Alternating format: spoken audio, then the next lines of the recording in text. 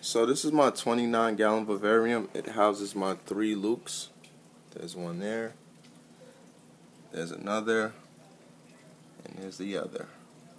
So you guys have seen this before, but this video is about waterfalls and water features and my opinion on them. That there is a cork round. There's a whole bunch of plants and moss on it, so you can't really see it too clearly. I put some silicone on the inside so that the water comes out pretty flush and it doesn't break down the cork over time. And there's gravel so that the water goes through the false bottom easily, opposed to dirt. You don't want to have your substrate muddy. Just want it moist. So at this stage of frogging, I wouldn't do a water feature, a waterfall, let's say, and a vivarium this big or this size. This is a 29-gallon, if I didn't mention that before. The water gets brown over time if you don't have a filtration system. So there's no filtration system in this vivarium. I cannot take this water pump out. The tube is behind the foam and the pump is under the false bottom. So if it gets clogged, it gets clogged. That's it. I can't do anything.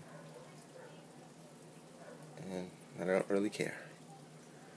So with that being said, I would have to drill the tank and create some type of a filtration system if I ever wanted to do a water feature this size, because an internal filtration system with the pump, it's going to take up too much room.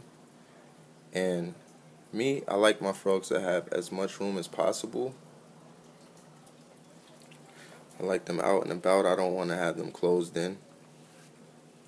So I wouldn't do an internal water feature, and then you have to go in, and it's a lot of work. And I'm about low maintenance. This tank has a drilled drainage system in the back, and this nut pod here is like a sewage system, a little sewage line into the false bottom. So if I want to siphon water out that way, I can do so.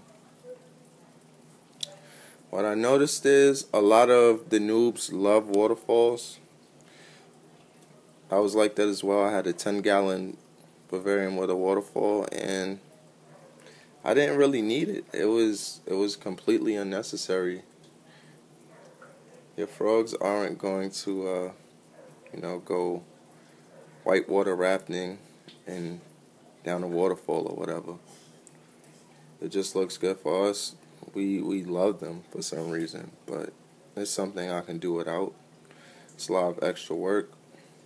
It can be maintenance, if you're someone that cares about it getting stuck. But what I'm going to start doing are ponds and possibly drip walls, because with drip walls there isn't much splashing and you won't really see the murky brown.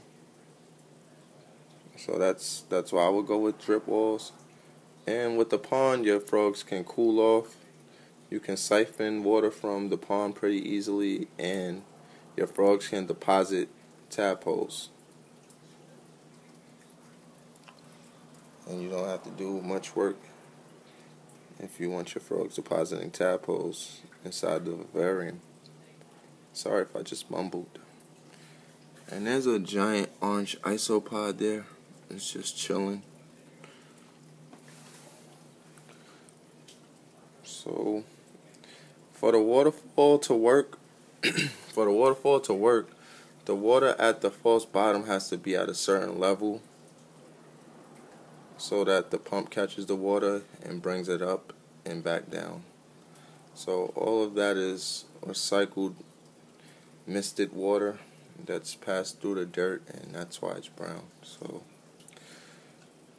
I'm going to stay away from waterfalls at this time, unless the tank is pretty big and the water does not splash on the front. I don't like that. And you also get a lot of condensation from the splashing water since it's moving. But to waterfall or to not waterfall, that's the question. It's all up to you. You don't have to do it. You could do it. Whatever makes you happy. So until next time, like, don't dislike, comment, and subscribe. And enjoy your frogs.